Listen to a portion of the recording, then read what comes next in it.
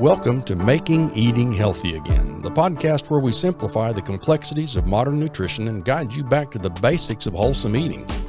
In today's world, dietary recommendations become a maze of conflicting advice and overwhelming research and trending fads that make eating healthy feel more like an unsolvable puzzle. Each day brings new headlines on superfoods, diet plans, and miracle supplements, leaving us more confused than ever about what we should really be eating. Join us as we cut through the noise to uncover simple, science-backed practices that can transform your health, delight your taste buds, and make eating healthy a joyous journey once more. Whether you're a seasoned foodie or just beginning your quest for better health, we've got you covered with insights, motivational stories, and practical tips. I'm Woody Huffines, and I am fortunate to be able to join registered dietitian Danielle Carr each week to talk to you about how you can make eating healthy again. It's been a couple of weeks since we talked. We're talking about Make Eating Healthy Again. There's been some pretty exciting news in terms on the Make Eating Healthy Again front since we talked, which is they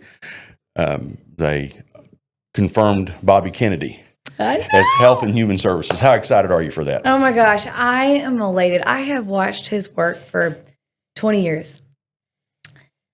And I can't imagine how he feels, right? I mean, the things that he says and he knows and he's tried to address everybody the same as I've felt that people feel about me, that he's crazy and he's full of a bunch of lies. He's going to harm America.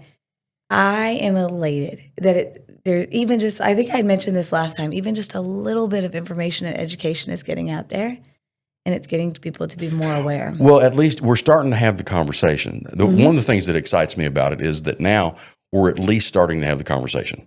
Yeah. And for a long time, there were lots of things that we could not discuss. And I got to tell you, if you had asked me 2 years, I'm like Joe Rogan. Did you see the Joe Rogan comedy special where he's talking about COVID? I don't think I did. Yeah, he was talking about COVID, and he's like, we lost a lot of people during COVID. Most of them are still alive. And he said, I have heard that. He said, if 2 years ago you had asked me about vaccines, I'd have said they're the greatest thing ever invented. Mm-hmm. And he's like, now I don't think we went to the moon. There's been such a fundamental shift in what we can talk about because there were so many things that happened during COVID that people were just like, wait, we have to talk about this now. And sure. I think Bobby's really at the forefront of that. Yeah, I think it's interesting how we have all just come to, if this food's able to be sold, it's got to be okay. Maybe it's not good for you, but it's okay and it's not going to harm you. If there's a vaccine and we're told to take it, that's what we should do. I mean, minus the fact that these people aren't even held liable for anything at all, which is ridiculous. But I didn't know that. There are so many things that I didn't know, even being a dietitian and working in the food industry, and that is because I was told all the things by food industries that were paid by all the lobbyists, like Pepsi and Nabisco and all that, right, to think the things I thought. But I think most of the world, and especially most of America, didn't think to second question foods, vaccines, any disease. Like, okay, we hear the word chronic disease, but what does that really mean? If we are spending $4.3 trillion a year on healthcare, is that a lot? Is that bad? Is that actually going up? Is it going down? I think people are starting to see, oh, that's right, we're spending trillions and trillions and trillions of dollars on healthcare, and yet our society's only getting worse. Depression is getting worse. And I'll throw a graph in here to look at it, but it's an interesting graph. It shows the spending per patient in healthcare, what the spending per patient is versus the life expectancy. And the United States, which used to be way, way, way good on this graph, is now, as you can see in the graph, way, way, way, way, way bad. Mm-hmm. Starting in about 1980, we quit growing our life expectancy and really started growing our costs in healthcare. Mm-hmm. So, for the Make Eating Healthy Again, what the Pareto concept is that 80% of the problem, or 80% of the work is done by 20% of the workers, or 80% of the problem is caused by 20% of the causes, or whatever, that Pareto concept.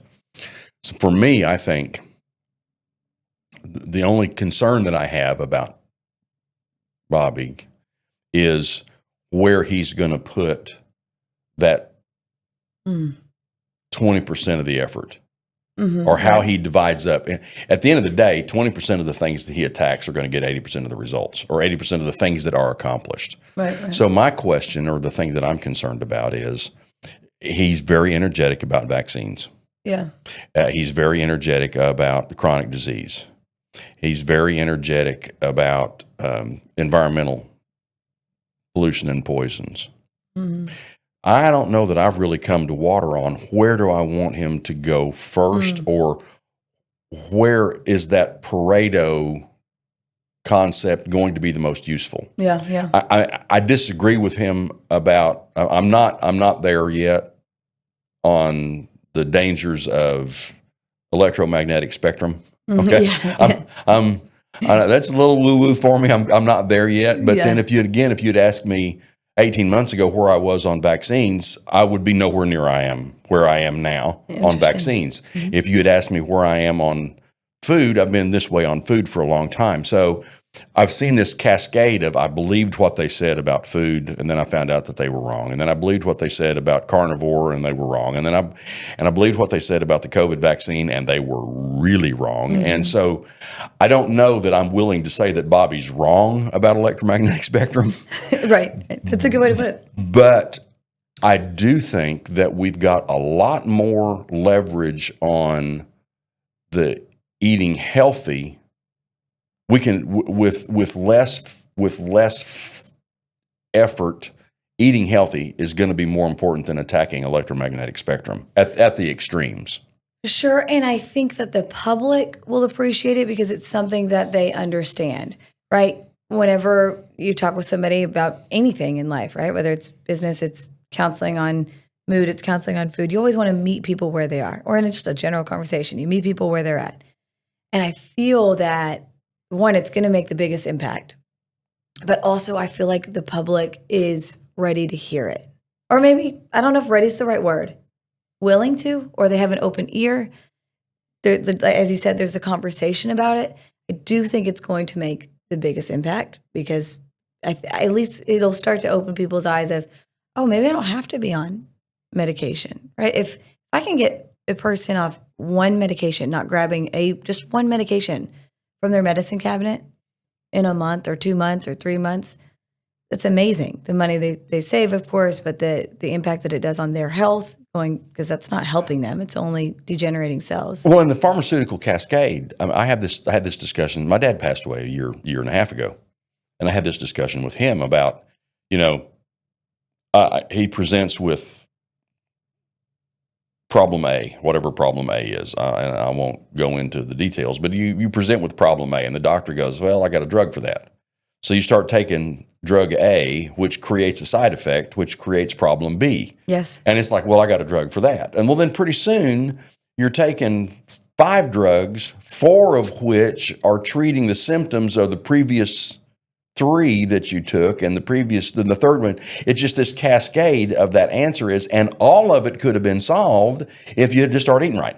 It's so true. And I think what happens is you go to a doctor, they're going to say, okay, you need this medication. Well, that medication only works for a certain amount of time, right? So you're already nutrient depleted. Now you're taking a medication that most likely is going to deplete your nutrients as well. So now it's not working as much. So now you need a higher dosage, or now you need another medication on top of that, and a medication for another medication, another medication.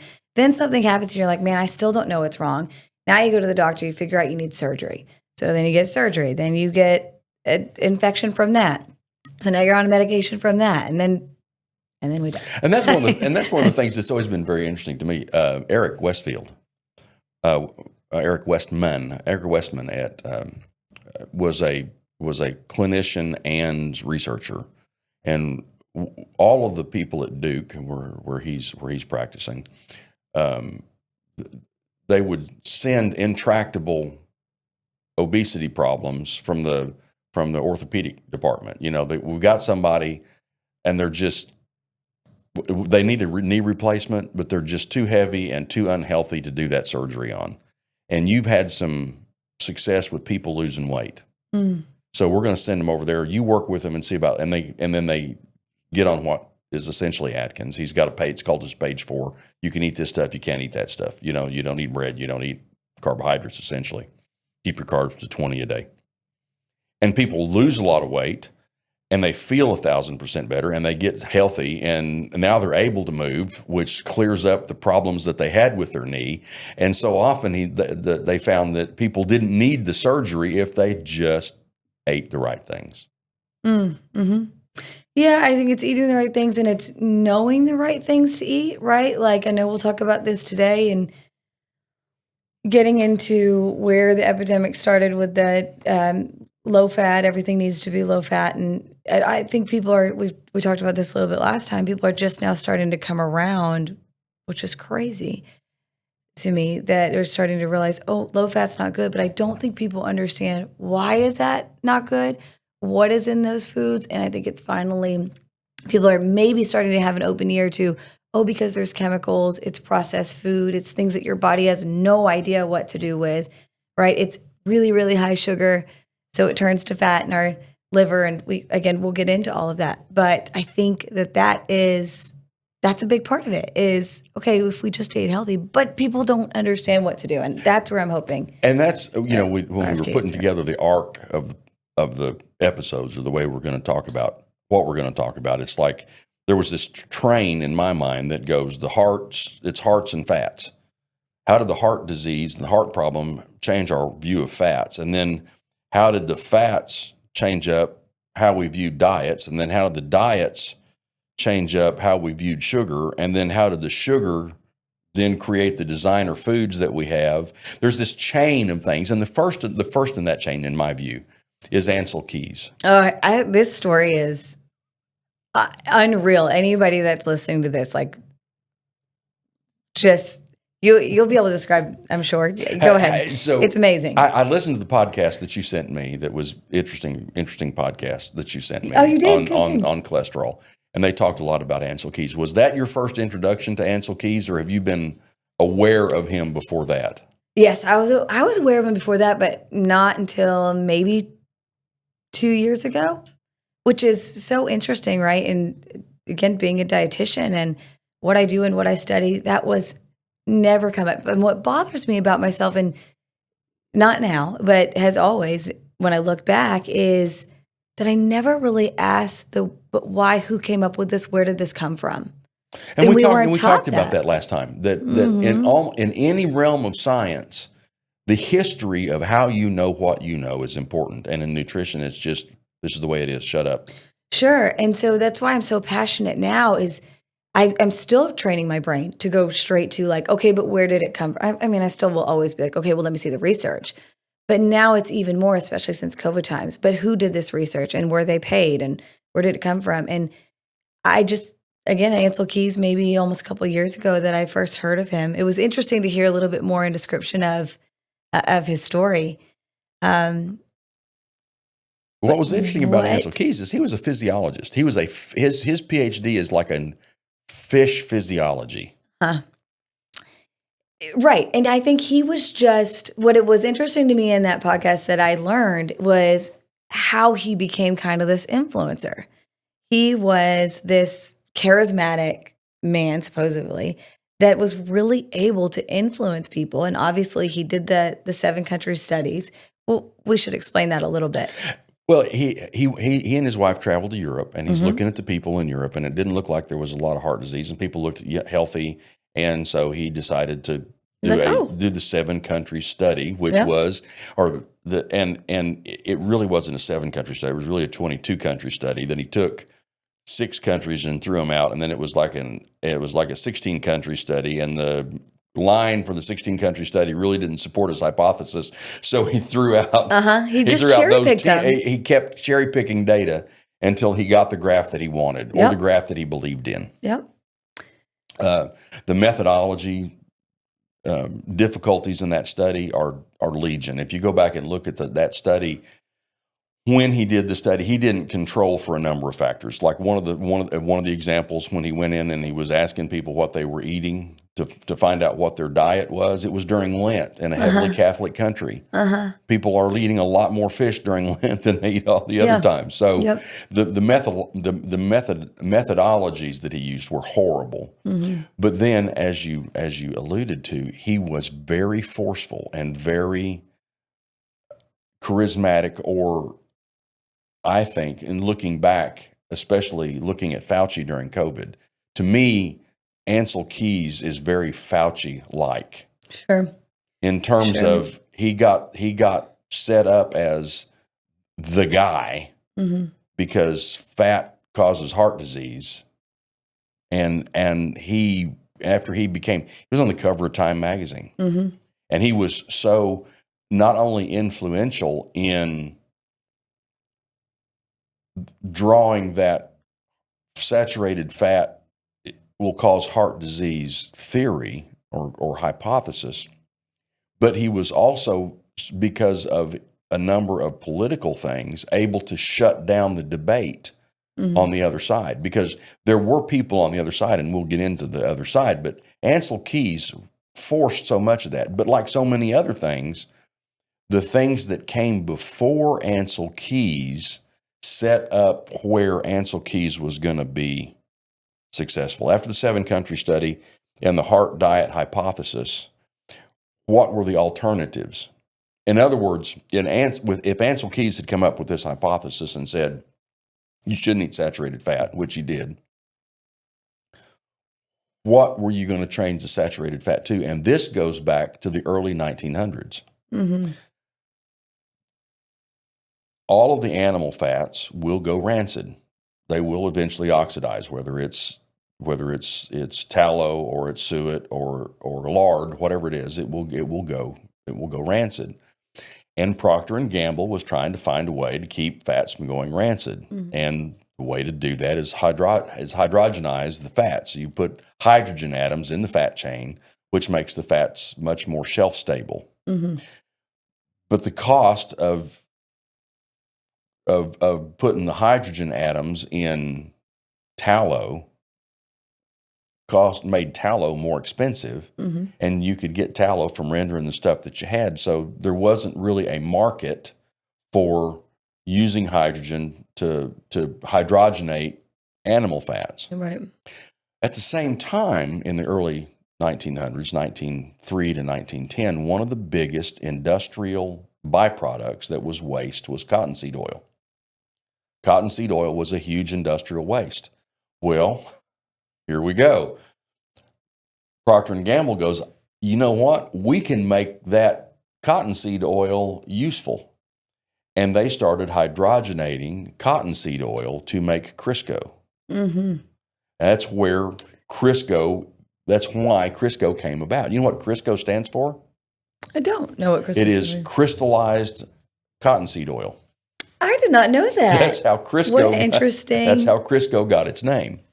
So in the 30s and in the 40s, especially during the war, but in the 30s and 40s, we were taking an industrial byproduct, hydrogenating it, making it an effective substitute for lard and tallow for frying and putting in cookies and baked goods. And it was marketed at the time as modern. You know, we go back, I'm old enough, I've seen it go back and forth 3 or 4 times, where what we want to do is the natural stuff, and then we want to do the modern stuff, and then we want to do the natural stuff. Well, that was in a spate of where the new, clean, industrial, wonderful fat that's not that yucky old animal fat that we've used for centuries, yuck, yuck, yuck. This is the new thing. So Crisco is coming up the curve as an animal fat, or as a substitute for animal fats, a substitute for saturated fats, just before Keys goes into this saturated fats bad. So you've got this Crisco arc coming into the story from the early 1900s. Then the next piece of this that comes in is in 1925, mid-1920s, the American Heart Association got started. There were some cardiologists started the American Heart Association. It was a small group. They didn't have a whole lot to do. American Heart Association wasn't a big driver. Well, Procter and Gamble wanted to sell more Crisco, and one of the ways to sell more Crisco was to sell it into this heart disease thing. Mm-hmm. Crisco, Procter and Gamble gave the American Heart Association $1.7 million in 1948, which exponentially increased the amount of money that the American Heart Association had. So now the American Heart Association has a sponsor that's going to, and we'll talk a bit about American Heart Association studies that they've done, but their big sponsor is now Crisco. And as television is coming on in the 50s, Crisco and the American Heart Association are a major player in the lead up to late 50s, Ancel Keys, fat causes heart disease, and that's the hypothesis. So there's a background that has to do with getting rid of an industrial byproduct, turning an industrial byproduct into a food that we eat, and hydrogenated vegetable oils. And then comes Ancel Keys saying, this is what's killing people. Sure. And I think that another point to put on that is, why did this go so drastic? Why did Americans care so much to listen to Ancel Keys? And that was really what was so interesting about this, is that in the 60s, when Eisenhower had a heart attack, like, that's when people thought, oh my gosh, how did he have this heart attack? Like, what happened? Like, what do we do? So it's kind of I see your point in comparing it to, that COVID reaction, is that's where America thought, we need to do something.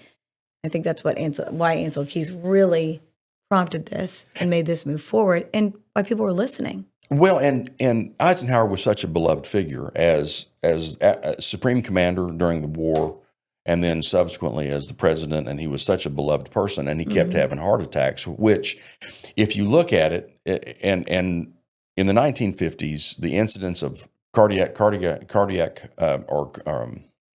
if you look at cardiovascular heart disease, the number of people that were dying per 500,000 in the 1950s was roughly 500 people per 100,000. Okay. That number has gone down significantly since the 1950s. 2022, 2023 data has that number down to 95, 98. I mean, it's below 100. So it's gone from 500 people per 100,000 to less than 100 per 100,000 that are dying of heart disease. That doesn't tell the whole story. The treatment of heart disease has gotten so much better that a lot of people that would have been dead as a hammer in 1950 aren't dead now, because we can stent the heart. We can, there's a bunch of things that we can do in terms of treatment. But at that time, and the heart disease is still a leading cause of death. It was a leading cause of death then, it's the leading cause of death now. But now the question starts becoming, is cholesterol the problem? Do you know how they came up with the cholesterol clogs your arteries hypothesis? Oh, like the HDL and the LDL.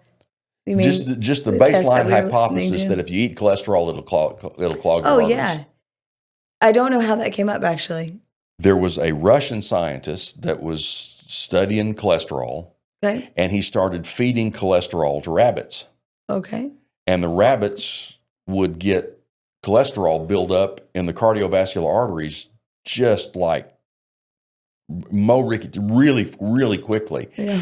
Rabbits were getting desperately sick by feeding them cholesterol. So the hypothesis is, well, there you go. If you eat cholesterol, the cholesterol will clog up your arteries and you'll die. Bob's Do you know what they were feeding them? I don't know what cholesterol it was. The point is, rabbits are herbivores. Cholesterol is usually from animal sources, almost exclusively from animal sources. Yeah. Rabbits have no biochemistry for clearing cholesterol. Right. So if you give rabbits a bunch of cholesterol, they have no way of clearing it, and sure enough, the rabbits get sick and die from cholesterol. That is where the whole cholesterol heart hypothesis came from, is an animal model that had no relationship to the animal model that you needed to run it in, which is human beings. I did not know that, and I appreciate that. See, that's where I told you, I still train myself. I have to learn, okay, well, where did that part actually come from? If people knew just that alone, it would start getting people to think, oh, okay, maybe that's not right. Where did this start? People today still look for the marketing, and they still market it quite a bit, of no cholesterol. Animal crackers, no cholesterol. Well, yeah, one, why are we worried about that? And two, of course, that little animal cracker didn't have a liver. There was no liver. If that food does not have a liver, there is no cholesterol in it. Okay. You said animal crackers. I got to tell you my favorite dad joke of all time. Oh, a friend of mine comes in and says, yeah, I was going to buy a package of animal crackers, but the seal was broken. I got it. I had to think about that. I like that. That's really cute. So so we've got this arc coming together of Crisco gets invented because Procter & Gamble's trying to get rid of some industrial waste. And you've got the fact that somebody in 1920, maybe, early part of the century, fed rabbits a bunch of cholesterol, and the rabbits got sick. And then you've got the American heart disease that gets funded by Crisco, that's coming into a time when heart disease is a really big problem that people are really worried about. And Ancel Keys comes out with a 7-country study, which was a BS study, but it was a study. And then you've got all this pressure going on. So the American Heart Association starts funding studies. And those studies that the American Heart Association is funding, now let's see, would the American Heart Association want to fund studies that would benefit their biggest benefactor, Procter & Gamble? Well, probably. So the studies that were put together for the heart diet hypothesis, the fat hypothesis in the 50s, early 60s, before the National Institutes of Health got involved, were primarily funded by Procter & Gamble because they were the makers of Crisco, and then Nabisco because their baked goods and the baked goods that they were selling in their cookies and crackers and things were using Nabisco. A substantial part of the American Heart Association's yearly income is from licensing the Heart Healthy logo, that they put on everything from Cheerios, reduce your cholesterol, heart healthy, heart healthy. So they have a significant economic driver to put heart healthy on things. Mm-hmm. Oh, yeah. I don't, and that has not gone down in one bit. You will know a little bit more about the AHA and how corrupt it is. Sorry, I hate to say that. But I think what people are starting to need to understand is that cholesterol is just fine. Your body makes it. Your body's going to know what to do with it. If you get too much, it's kind of hard to get too much. I mean, yes, you can. But if you can follow the appropriate plan, I hate to say diet, but you can follow where you actually are eating fats, and it's the good fats, your liver is going to know what to do with it. Your liver does over 500 functions a day. It's an amazing machine if you treat it right. And we'll get into this too, but if you're eating all the high sugar and you're getting all the insulin resistance, sure, then yeah, cholesterol is going to back up and we're going to have bad issues with fats. It's just unfortunate that people still continue to think that fats are bad. There are so many good fats out there that our brain needs from sun up to sundown. We really do need fats for our bodies to go, but there's a way to do it. There's a way for your body to work off the ketosis. And I think, and the more we're able to communicate with, like the brain is essentially cholesterol. The brain is essentially fat. It is an organ of essentially water and fat. Well, that kind of goes. We've talked about the heart diet hypothesis, and that if you eat fat you have heart disease. So, what is the next piece of this? How did that information that you shouldn't eat saturated fat go and affect the diet? And I'm very interested to hear what your education told you about how we need to move. How did we move from those animal fats to the Crisco and hydrogenated and polyunsaturated? When you were in school and doing the dietitian thing, did they discuss that? Was that part of what it is that they were teaching you about how people should eat? Yeah, so a lot of my focus was the organic chemistry part, so the chemical bonds and how they're broken down, and so the monounsaturated versus polyunsaturated, all that. We talked about trans fats. The trans fats weren't good.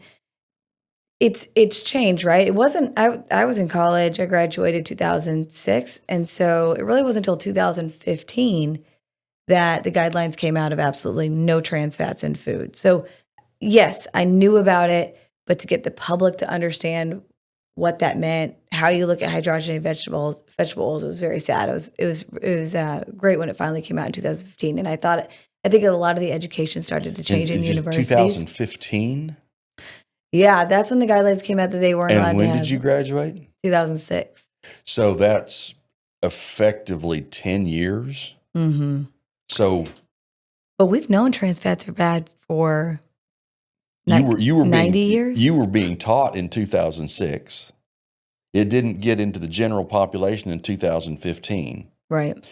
So how long before 2006 was this information that you had, or when did people figure out that these probably weren't the things to eat? Obviously before 2006, because in 2006 it had made it into the textbooks at least. Yeah, I actually read this one time, and I don't know the exact number, but I joked with 90 years, but it was, I think we have known about it for at least 40 years. I wish I had the stat on that. I'll get back to that. And we could put it in the show notes. But knowing it for years and years, which is today's day, it's the same thing with seed oils, right? American Heart Association still says canola oil is a good source of fat. Are you kidding me? And like the increasing amount of inflammation that causes, and that it causes on your liver and your body to not process fat is incredible. Yeah. So I need to find out the year of that. But I mean, it goes to show, like, there was a study done, it was like almost 40 years ago, or a little bit over 40 years ago, where they compared people on a saturated fat diet versus a polyunsaturated fat diet. And the polyunsaturated fat diet was full of vegetable oils. And in this study, people doubled their rate of heart attacks and heart disease. That was over 40 years ago. And that was just like, and it's just now starting to come out that seed oils are bad, which I don't even know that it's not really, that's coming out if you're looking into it. One of the interesting pieces, one of the interesting studies, Dr. Paul Mason, who's one of the people that I'm very fond of, the YouTube channel, Low Carb Down Under, has conferences, and they have people come in and speak. And Paul Mason has spoken at a number of those conferences, and he gives the example. There was a Busman study. It was done in Great Britain, where they looked at vegetable oils versus animal fats, and they traded a bunch of people over. And it was a good study. It was well designed. It had a bunch of, they actually had an interventionist and an epidemiological study, which we'll talk about at length probably. And it was never published. Mm-hmm. And some researchers found the data and regenerated the data, and then went and looked in the archives, and basically the team looked at it, and they discovered 35, 40 years ago that vegetable oils were a really bad choice for heart disease. Mm-hmm. But they never published the study. And one of the researchers was still alive, so the people that put the study back together went and asked them, why didn't you publish the study? And their answer is, we were just so disappointed in the results. Mm. They were so focused on that heart diet hypothesis that saturated fat's bad, that they had good data with good methodology, and they didn't believe it. They were disappointed that the results that they got didn't give them the answer that they thought it would. Yeah, they didn't want to see it. I mean, the USDA comes out with the dietary guidelines every 5 years, right? Right. The USDA board, 90% of the USDA board there's articles on this, very well cited articles. USDA board, 90% of them have conflict of interest with food lobbyists that are paid by Nabisco, Pepsi, Kellogg's, which is crazy. That is our dietary guidelines. These citizens are looking for, this is what I should eat. Okay, which still goes back to what I learned back in college. And that was, 20 years ago? And yet it was even worse before that. That part's unfortunate. I think the thing that's really starting to come out more, too, that is, these fats. Yes, these fats are good, what types of fats, make sure that they don't have GMOs in them, make sure they're not overheated, because that stuff is what's going to make your body have inflammation. And I think that word inflammation needs to be more out there versus fat is bad. Well, and I think we need to have a deep dive. Yeah, that's another. Michael and Mary Ann Eads, I think in 90, may have been as far back as the 86. But Michael and Mary Ann Eads wrote the book Protein Power, which was eat, prioritize protein filled with fat. Don't eat a lot of carbs. And this was a long, long time ago. And he writes a weekly Substack or blog, and he's constantly going back and looking at what he thought and how he thought and the things that he found.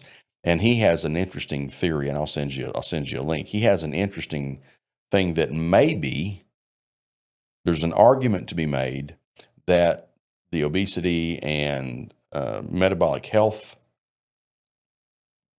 decline that we've seen is as much the fact that we were eating polyunsaturated fats and seed oils as it is that we shouldn't eat carbs. And I mean, I'm as we talked about last week, if you do one thing, take out the carbs. If you take out the carbs, for me, that's the Pareto rule. That's you can get 80% of the benefit by just stop eating carbs.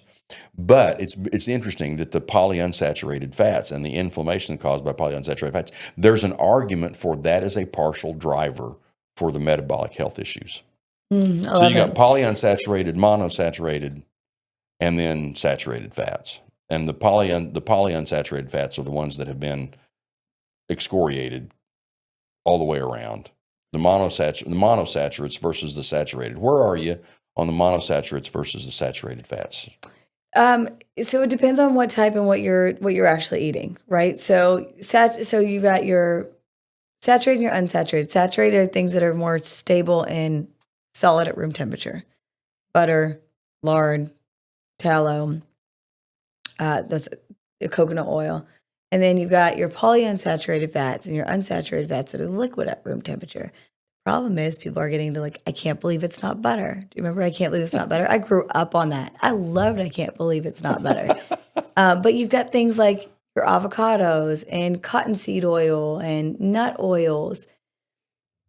I'm actually okay with all of it if you're going to do it in a right way. Like lard, not the greatest thing for you, but if your body is in a state of ketosis, and your brain and your body are feeding off of that fat and it's going to break it down, I'm actually okay with it.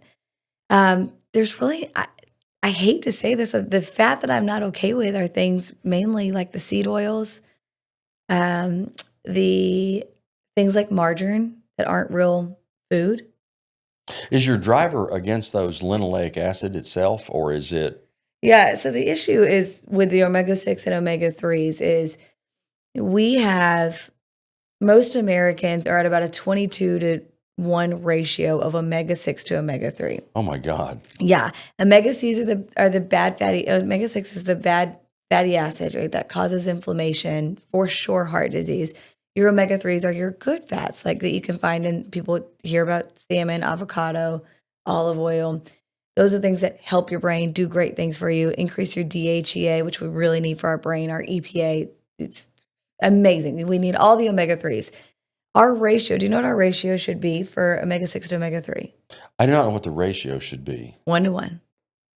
You think I'm surprised that it's as high as 1-to-1.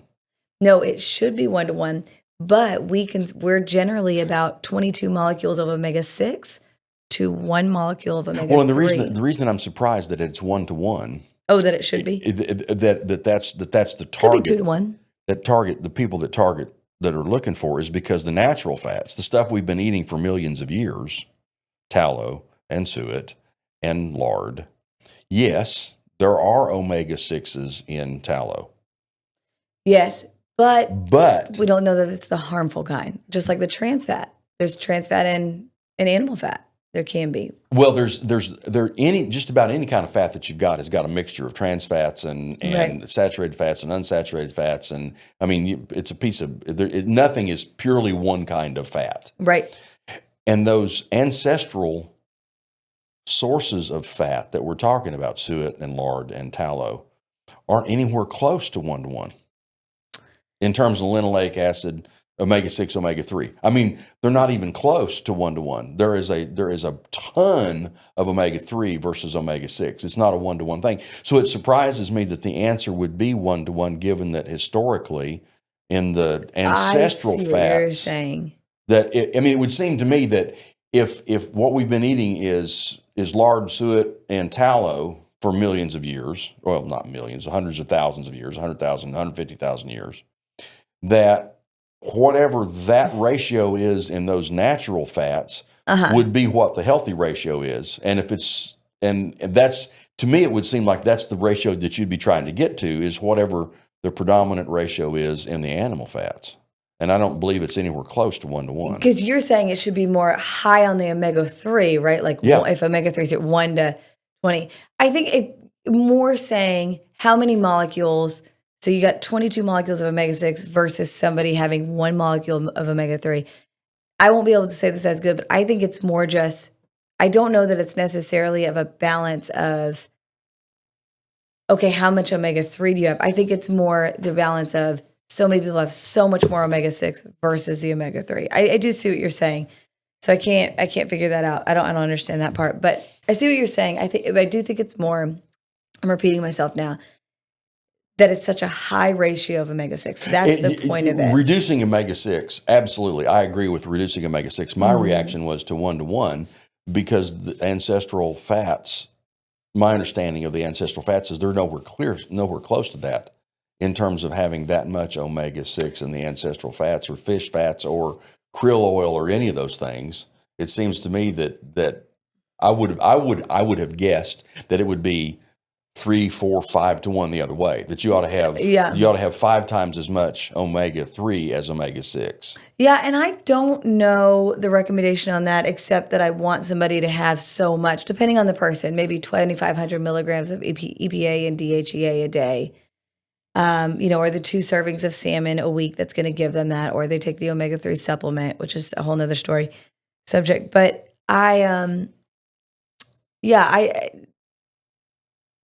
that would be my recommendation of how much omega-3 you should get in your plan, and then watching how much omega-6. So here's the issue with the omega-6 is so many companies started doing, okay, so we need to have lower fat. Well, what are we going to do in our lower fat? Well, we're going to add omega-6s, all the harmful fat that we can get because it tastes good. But now we need to make it a little bit better, and we need to add in sugar. And so I know you were the same way for the last 20 years, have grown up with or eaten things that were low fat, but they're laden with sugar to actually make them taste good. And that's really where the epidemic came with diabetes and issues with heart disease. People associate fat with heart disease. And I would say fat is fantastic for you. You got to do it in the right way. If you're eating fat with sugar, no, then your body's just going to go to junk. There's a lot of things that go on there and a lot of metabolic dysfunctions. But the unfortunate thing is we eat so much of these low-fat foods, or no matter what, just foods in general that are just laden with sugar, and that's when our body can't process it. And we eat the sugar stores as fat. We can talk about all of that with insulin. But here's what's interesting to me is, and we started this conversation with the USDA dietary recommendations. So let's go back to that for a moment in this arc of why, we've already established that in 1960s and early part of the 70s, fat's bad, fat's bad, fat's bad. Can't eat fat, fat's bad. Saturated fats particularly. So if you're going to eat fats, you need to eat those polyunsaturated vegetable oil fats. Yes. And then we get to, we need some dietary recommendations because heart disease problem wasn't going away. Right. All of this dietary advice wasn't fixing things. Right. So we need to maybe tell people what to eat to help them out. Yeah. So the USDA came out with the food pyramid. Do you know anything about the committee, the Senate committee that did the work on the food pyramid? Oh no, no. It is the McGovern committee. Mm-hmm. Yeah. And Senator McGovern was from a farm state. So Senator McGovern had a significant reason to have farm products be really high on what we needed to sell.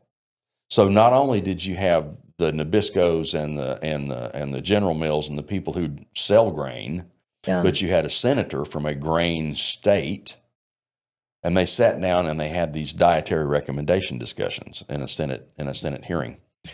But I thought it was something to do with his. Sorry, I thought it was something to do with his religion.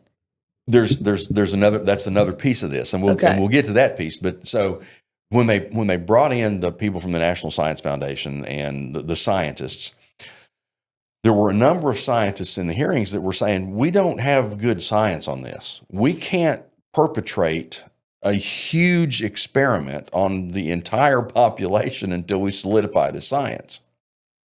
And the answer that they got was eerily similar to COVID. Eerily similar. The argument was, we don't know everything and maybe we're wrong, but this is so important that we can't hold off until we have all the answers. There's people are going to die. If we wait until we get the answers, people are going to die. Very similar. The very similar arguments made by a very similar person. Ancel Keys was making that argument in the same way that Anthony Fauci made that argument. And that's one of the reasons that I'm particularly worried about what's going to happen with the COVID vaccine in the next 20 years, because the process by which we vaccinated is so similar to the process by which we created the food pyramid. And I saw it fail so miserably in the food pyramid place which is a whole nother story. So after they decide they're going to give recommendations, the Senate staffer that worked for McGovern that was going to write up the recommendations was a vegan and a member of the Church Seventh-day Adventists. So he had a political driver as a senator's aide from a farm state to trust that we needed a whole bunch of grains and a whole bunch of carbohydrates. And he's a Seventh-day Adventist, so he has a religious reason to believe that.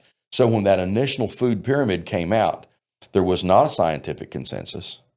The scientists that got listened to were the scientists that were arguing hardest for the people who are making the decision that are benefiting by having low-fat recommendations out there to go make the food pyramid and eat a lot of bread and eat a lot of pasta and eat a lot of stuff that has Crisco in it, which rings back to that shortening, the vegetable shortening that people were using to make those cookies and crackers and creams and things like that. So now we've got this nexus of interests aligned to get us to change the recommendation of the diet so that fats are way up at the top of the pyramid and bread forms the base of the pyramid. So are you old enough to remember Snackwell cookies? Oh, yeah. I ate Snackwell. Oh, yeah. Along with my lean cuisine or my Hot Pocket, my lean pocket. And those are, the chemicals and hydrogenated vegetable oils and things in those it's like chemical warfare in your body. It's amazing. Well, and three things occur as we've talked. There's three things that occur to me. One is fat is flavor. I barbecue a lot and I smoke meat a lot, and fat's flavor. The reason brisket's good is because there's a lot of fat in it. So fat is flavor. So if you take the fat out of things, they don't taste good. Right. So what was the answer for the food companies? You just add in that sugar. Load up on the sugar. So that brings me to the second thing, is in nature, which is what we evolved to eat. Can you name a food that has sugar and fat in it? No. In nature? Yeah. Where do you have any food out there that has, just a cow's milk. Milk. Mother's milk, particularly. If you want to take an organism and fatten it up and make it grow quickly, what do you feed it? something that's got sugar and fat in it. Yeah, which is usually, they'll even do, or just straight sugar. Like that is the way they fatten these cows up so fast. There was a truck, I don't know where, what year this was. I think it was like maybe 5 years ago. It was a truck that tipped over on a highway that was going to feed all the cattle. You know what it was full of? Skittles. All Skittles. It was, I think they maybe had some other candy in there. That is, most of what they're fed is just sugar. And it's still in the packaging also, by the way, which is why our meat is full of plastics. Anyway, well, and sorry, I go off subject. I sent you the plastics link where the guys that did that database, and you sort through the database and look at the number of microplastics, which is a whole other thing. So yes, it's sugar and antibiotics. That's what they're eating. So we got this arc where we start with Ancel Keys and that the fat heart hypothesis, and the fat heart hypothesis comes over into demonizing fats. Mm-hmm. So we demonize fats. And then we're left with, how do we recommend that people eat if they can't eat fats? And we got to sugar and the food pyramid in 1977. Was when the first food pyramid came out. And then they've had 5-year updates since then. In which have not been updated. They now have eathealthy.org if you want to see the healthy plate option now. But it still has your option of have your serving of milk, which drives me insane.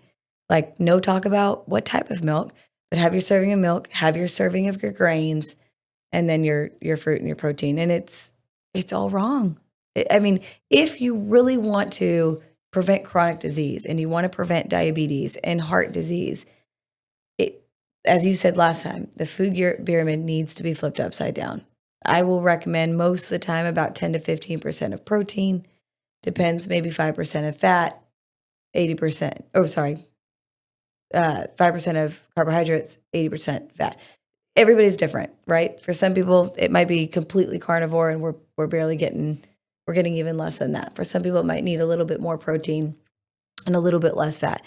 It depends on your body and the way your body absorbs and digests. But as you said, food pyramid should be flipped upside down, and that hasn't changed at all. Have you read Nina Teicholz's book?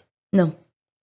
Interesting. She really debunks the science of fat causing fat, and I mean it's pretty simplistic. I mean it's a simple argument. You eat fat, you get fat.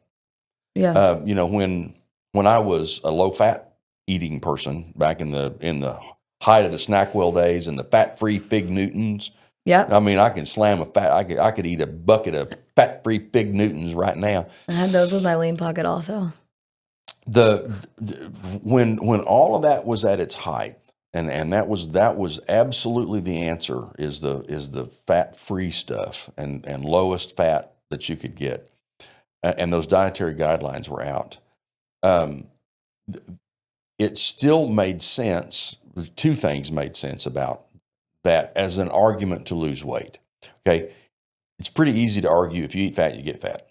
Mm-hmm. So at the time, the argument was, if you eat fat, it's a lot easier for your body to store fat if you eat fat. Mm-hmm. It's almost like there was this concept that if you took a syringe full of butter and injected it into your arm, you inject that butter into your arm, it would just run to the fat cells. Like, there was no discussion of the biochemistry and what your body would have to do to break that fat down through the cellular biochemical processes to in turn store it as fat. Right. It was just a eat fat, you get fat, number one. Yeah. Number two, fat is calorically dense. Mm-hmm. Double Carbs and proteins are about 4 calories per gram, fat's 9. Yep.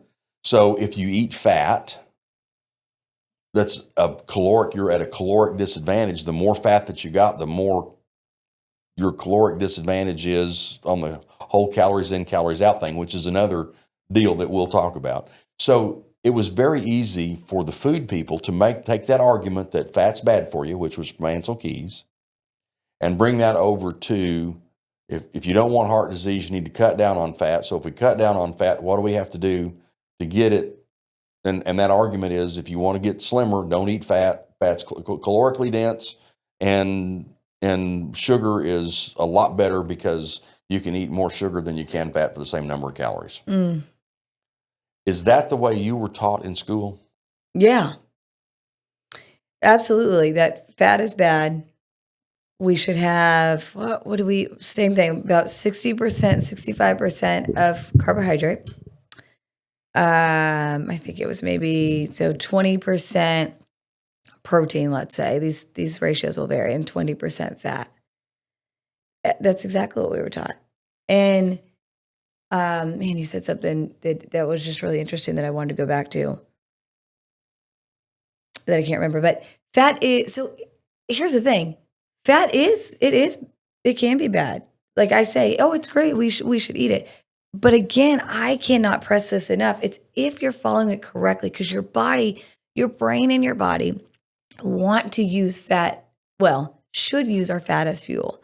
Once we add sugar in with that, our brain is, we might have mentioned this before, it's like cocaine in our body. It's just like, that's what it will use.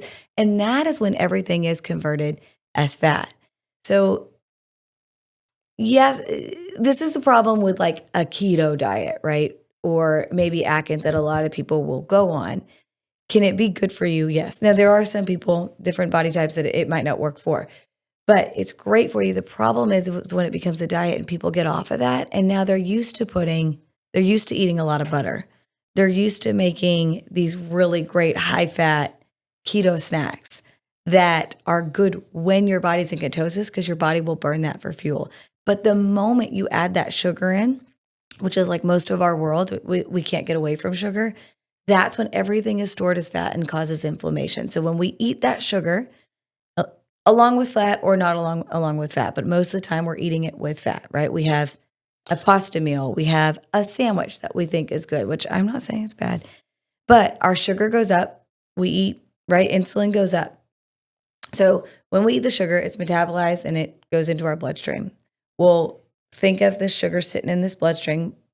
We need something to get it out of our bloodstream and into our cells for energy.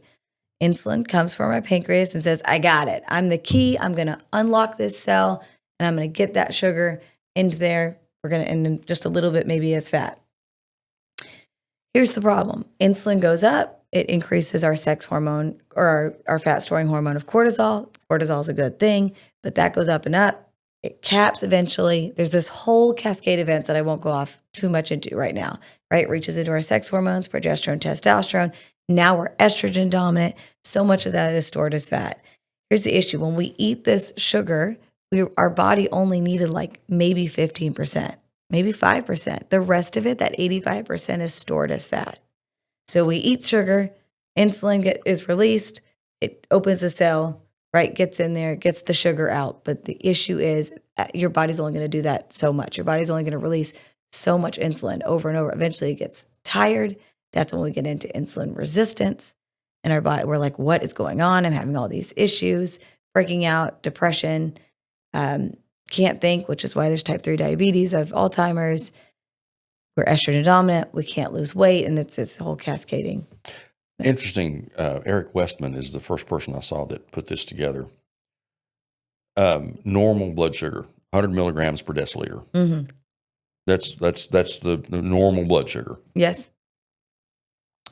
At 100 milligrams per deciliter, how many milligrams of sugar are circulating in your bloodstream? You have 100 milligrams. 100 milligrams per deciliter, which is normal blood sugar. Mm-hmm. How much sugar is that in your bloodstream? It should only be 5. 5 grams. Mm-hmm. 5 grams of sugar is about a teaspoon. Mm-hmm. So anytime that you put more than a teaspoon of sugar in your body, mm-hmm. it becomes a metabolic crisis that the body has to do something with. Mm-hmm. And it is amazing to me that, a Diet Coke, a can of Coke has got like 40 grams of sugar. It's got 8 times the amount of sugar that your body considers to be normal. It should be illegal. Coke should be illegal. Like, the fact that we're allowed to drink this much is not okay. 1/4 of a cup. Just because it's straight sugar, and why do we need it? And then that causes an insulin response, and it causes ghrelin, which is a hormone in our brain that makes us think that we want more, more, more, more, and we can't stop, right? It knocks out the leptin satiety hormone. But the fact that you can have a whole can at 40 grams. A whole can? Darling, go buy Sonic Route 44, Route Oh my gosh. 44 Dr. Pepper. That is what bothers me. And that's one of the many reasons why I'm so glad RFK is, I really believe, everybody says, well, we'll see what he does, but I really believe he is going to change chronic disease in our country. I don't know that would be illegal, but it should be. Why are cigarettes illegal? Well, cigarettes aren't illegal. Cigarettes are just illegal for children. Not illegal. But why is there so much talk about how that's so toxic to our body? I didn't mean to say illegal, but yet there's no talk about Coke and how many, what does that mean? 40 grams of sugar. So that's 10 teaspoons. Could you imagine just eating 10 teaspoons in 30 minutes and what that does to our adipose tissue and our fat cells? So our fat cells will only grow, right? They get bigger and they get bigger and they get bigger. We might, and then they're going to be more and more and more. We might be able to shrink our fat cells, but the more that we grow our fat cells, they never go away, ever. And so they can grow, but and not to say, if somebody needs to lose weight, it's okay. But that's the unfortunate thing, is that this sugar-laden diets that we don't understand is only increasing the amount of fat cells in our body. And not only is it increasing the fat cells, when the fat cells grow to some extent, then they get necrotic because they can't get any bigger. Right. And as they get sick, because the fat is a very active, in terms of the endocrine system, the fat is a very active player in the endocrine system that people didn't recognize for a long time. It was just like storage, and they didn't realize the role that fat had. But as those fat cells get big, they start throwing off more inflammatory stuff because they can't get any bigger because they keep getting fed that insulin. And the insulin sensitivity starts in muscles, and by the time you get to where your fat is insulin sensitive, there's no other place for that glucose to go. And it's just horrible. Yep, that's just where it sits. And then that's where we get the insulin resistance and metabolic disease. And it's really hard for people to come back from that, because what happens when somebody has insulin resistance or metabolic dysregulation? They get put on medication. So we're never getting to the root cause of the issue, which I truly believe most all of it comes back to sugar. I think it comes back to sugar, and the thing that is the most frustrating to me, Gary Taub has made this point in his book, The Case for Keto. And he actually gave the quote: in the seminal biochemistry textbook, the gold standard biochemistry textbook, and I'll probably put it up and maybe even overdub it so you can see the quote. They go through what creates fat synthesis in fat cells and discuss the biochemistry for how insulin goes through the insulin storage process to put sugar into fat cells. Yep. And that is the central, everybody knows it, it's absolutely the case. This is how fat cells grow, is in the presence of carbohydrates and insulin. On the same page, down at the bottom of the page, it says that the reason people get fat is they eat a surplus of calories, that there is too much energy going in. This is so ingrained in the minds of the people who do nutrition that they are able to argue on the same page of a biochemistry textbook that we get fat through a different process than our individual cells get fat. Oh, that's interesting. Yeah. Huh. What is this book called? I thought I had seen this book, but the biochemistry textbook. I'll have to get you the name. I don't remember the name of the biochemistry textbook, but it's in Gary Taub's Case for Keto. The Case for Keto. Okay. The Case for Keto book by Taubes is the one where he gives the example, and it was just fascinating to me that the scientists are so indoctrinated in the calories in, calories out, fat's bad, a calories a calorie, blah, blah, blah, blah, blah, blah, blah, blah world, that on the same page they can make an argument that we get fat as individuals for a different reason than our fat cells grow. Yeah, there was there's a lady on the USDA board, and her name is Fatima Stanford. She's a professor at Harvard also. Interesting. I think her last name is Stanford. And she wrote an article and said, it's pretty recently, that said, the obesity epidemic is truly due, and she's on the USDA board, is completely from our genes. And that I'm like, are you kidding? I had to reread this several times because I couldn't believe that this was actually out there, that you can't exercise it off. It's just due to our genomics, it's due to our genes, and nothing's going to happen. I think she works with the AHA also, but she's also paid by food lobbyists as well. Well, and we've talked about hearts and fats and diets, which gives us we've been at it for about an hour. The next time we get together, we'll talk about the calories in, calories out piece Yes. Okay, now we've gotten to where you got to eat sugars. What do the sugars do? And then calories in, calories out. And we'll get into that insulin model. But from wrapping it up standpoint, one of the things that a doctor that I talked to, he saw me losing weight and feeling good, and he ended up reading some of the stuff that I gave him, and he's lost a ton of weight and has done very well.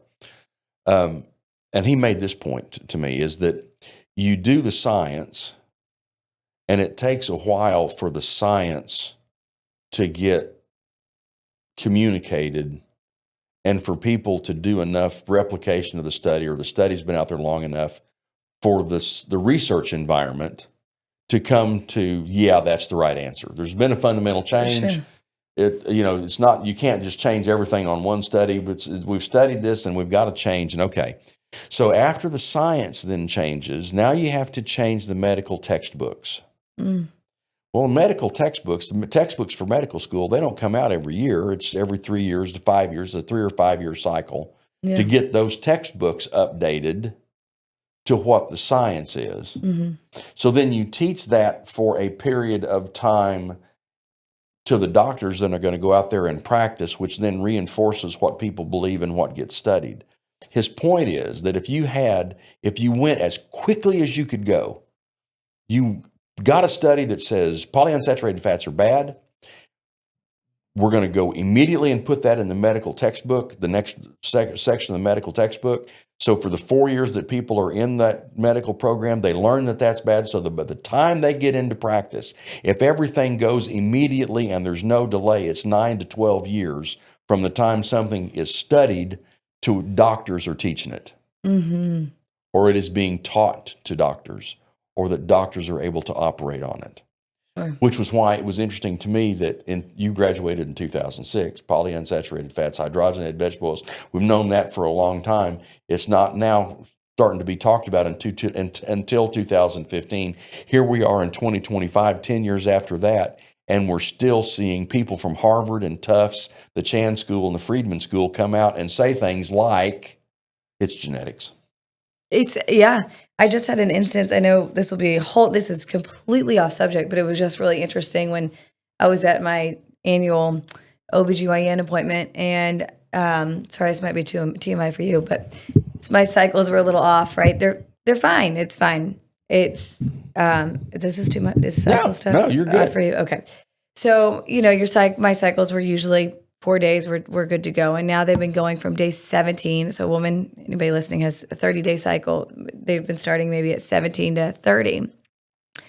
Like 2 weeks, almost 2 weeks. And so I'm like, what's going on? I got a ultrasound just to make sure everything's good due to the way they are. And there's just spotting, and it's kind of more recent. And we've had some hormonal changes. I really feel comfortable about it. I know my body very well. I know what I'm eating. I actually know what I haven't been eating. That was my biggest thing is I kind of realized, oh, that's why we should go to doctor's appointments because it makes you talk about yourself. Even though I talk to people all day about this and about hormone balance, I still was like, oh my goodness. Yeah, I haven't been eating the amount of fats versus proteins that I should be eating. I've actually been like barely eating. Anyway, it was unfortunate that this is a new OBG. She is young. And she immediately says, well, we could just put you on birth control.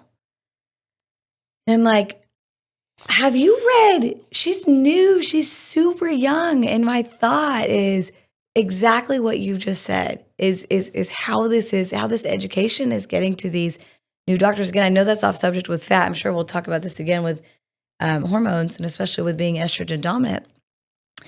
But it really hurt my heart. And I have it on my list. I haven't done it yet. I've been meaning to get some articles together, whether she reads it or not. Just like, have you not like heard anything about why birth control is bad? Like terrible. Well, and but it's what she was taught. There's another component of this.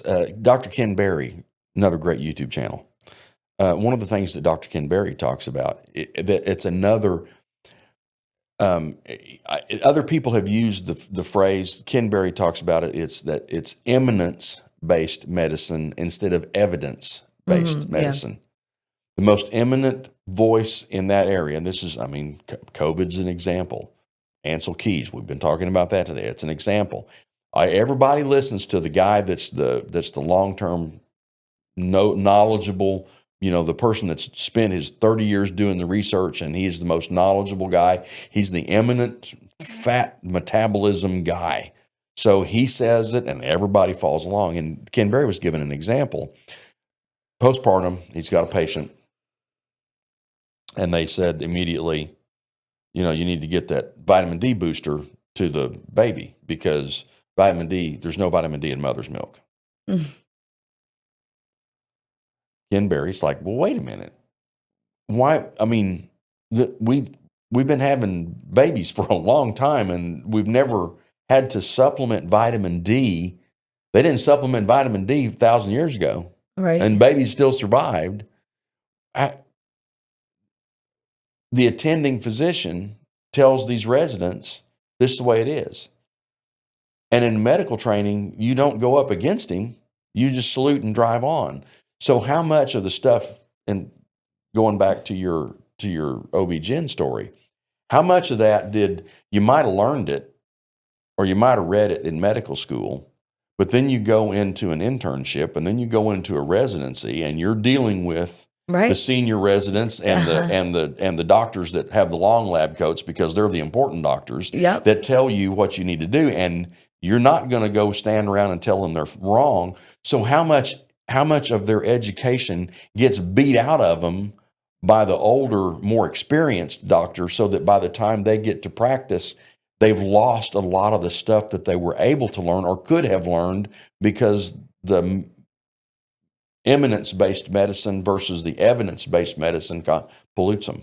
Right. It's so true. And I think it takes a patient to say, hey, watch this or listen to this podcast or watch this 5-minute YouTube video on your way home from the amazing amount of hours that they work.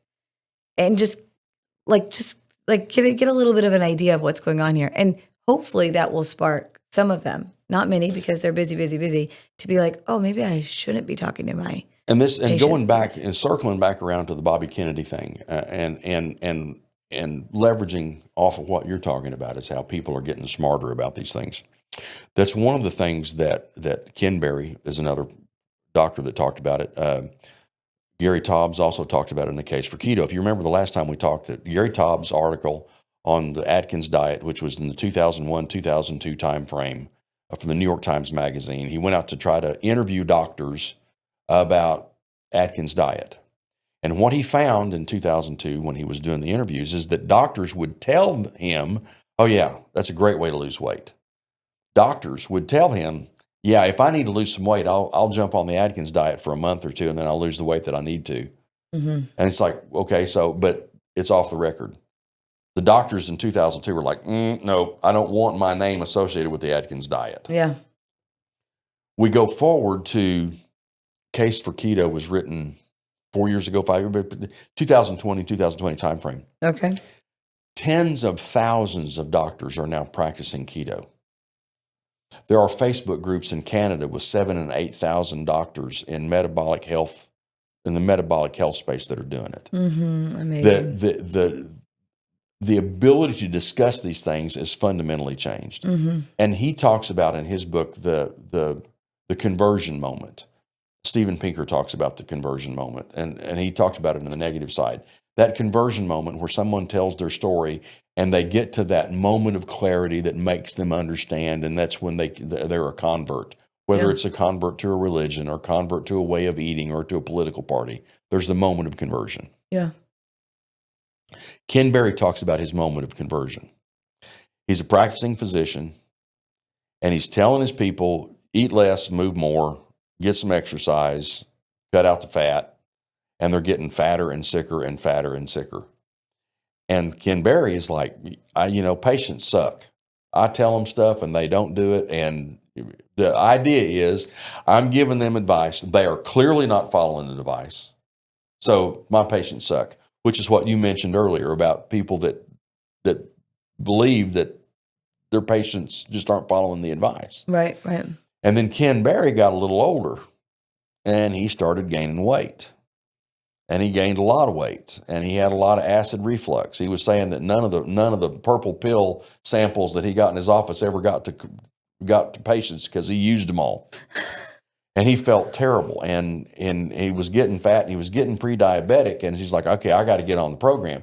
So he starts riding his bike to work, and he starts cutting down calories and eating less and moving more, and he doesn't get any better. And then he had his conversion moment that went, maybe my advice sucks. Maybe it's not me. Yeah, interesting. And that was the conversion moment. And Taubes talks about that a lot in all of these doctors that he interviewed and talked about in the Case for Keto, is that doctors, because of this background radiation, if you will, there's some background radiation of keto out there, and doctors start seeing that they know that they're doing what they're saying that their patients should do. Yeah. So they're willing to try it themselves. And that's what is moving forward. And I think that we've got that reaching critical mass out there at the time that Bobby Kennedy comes in, and that maybe push us over the edge. So what do you want Bobby Kennedy to do first? That's a great question. Oh, that's a really good question. And I'll give you my answer. I mean, I asked the question. I've thought about it over and over and over again. I really want him to talk about prioritize protein, get the protein that you need to be healthy, eat the fat that you need to get this energy that you need, and eating good fats, animal-based fats, and then control the carbohydrates. I mean, I don't know that that's, he talks a lot about organic foods. I'm not sold on the organic label of foods, because if I go in and pick up stuff in Sprouts that says organic and then read the ingredients list, it's horrifying. Yeah. Yeah, you really have to know the farm that they're getting it from. So I would really like them to start talking about carbs first, because I think that's the Pareto concept. That's where we can get most of it done. So where would you want him to start? So it's hard to not say the same, right? Because overall, that is what's going to help less inflammation in our body, which is the thing that is really wreaking havoc on our health. And with insulin resistance. I mean, more people are insulin resistant. 76% of people have fatty liver disease and don't even know it, non-alcoholic fatty liver disease. So it is hard not to agree with that. Right alongside with that would be the food dyes and the chemicals. So I think we mentioned this last time. There's awareness, right? They took out red 40, red 3, there's still red 40. I would that's like just a small stepping stone. But I would really like that. Our body does not know how to process it. And unfortunately, it's the same thing going into inflammation in our body. And causing endocrine hormone disruptors in our body, which is the other reason why so many people are depressed, low energy, struggle losing weight. So I would agree with you. And then hand in hand would be the food dyes. So next time when we get together, we've gone through this arc of why fats, how did we get the diet and the fat hypothesis, and what the fat hypothesis did to food. And the next time we'll talk about foods and sugar, and then sugar and sugar's influence on designer foods and ultra-processed foods. We'll talk about that next time, and then talk some more about where Bobby Kennedy is and what kind of changes he's doing. And I look forward to it. Same here. Thanks, Woody.